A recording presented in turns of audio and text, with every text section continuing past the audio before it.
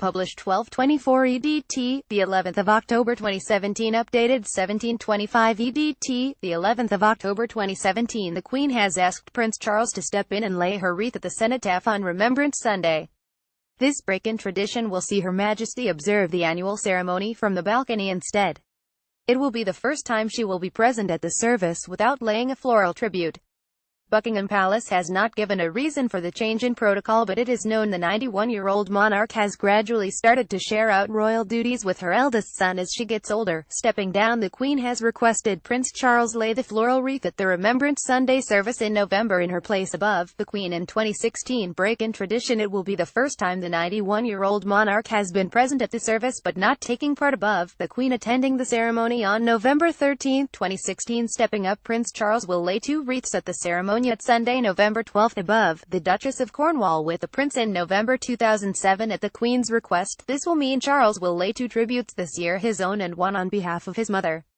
Philip II will lay his wreath during the ceremony on Sunday, November 12, Buckingham Palace said. The Queen and Duke will stand on a balcony of the Foreign and Commonwealth Office traditionally used by royal women like the Duchess of Cambridge and Duchess of Cornwall to watch the service in Whitehall.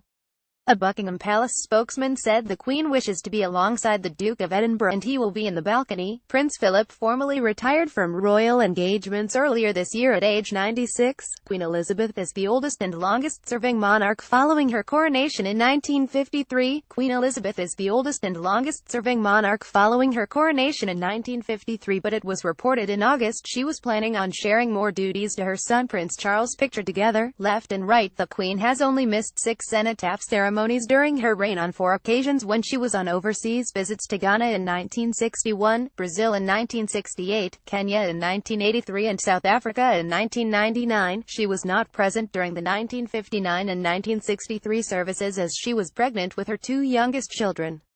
The cenotaph ceremony is a poignant and significant event in the life of the nation which normally involves the Queen leading the country in remembering those who have died in world wars and other conflicts. Sources in September were forced to deny reports the Prince of Wales was demanding a more prominent role for himself in royal affairs, so Charles' role in laying the wreath on behalf of the head of state will be a significant moment. When asked about the Duke's decision to watch the event from the balcony, the Buckingham Palace spokeswoman replied it's not unusual for members of the family to watch it from the balcony. He wants to attend and wishes to be with the family on the balcony.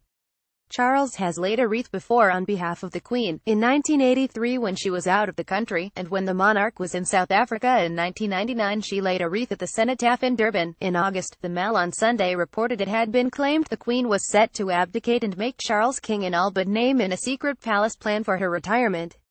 Her Majesty was said to have told her inner circle that if she is still on the throne at the age of 95, she will ask for a piece of legislation to grant her eldest son full power to reign while she is alive.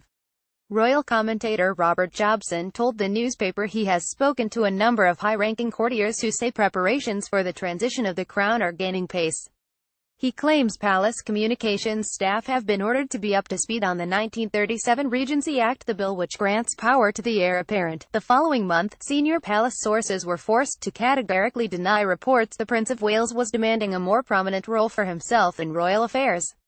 The claims suggested the heir had been working to increase his responsibilities by the time he reaches his 70th birthday next year. The move was known as Project 70.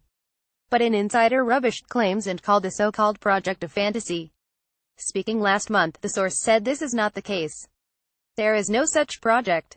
The prince believes everything he does is representing Her Majesty anyway. He exists to serve. He is there to support her in everything she does. Prince Philip stepped down from his public role in August after carrying out 22,220 solo engagements in royal duties as the Duke of Edinburgh.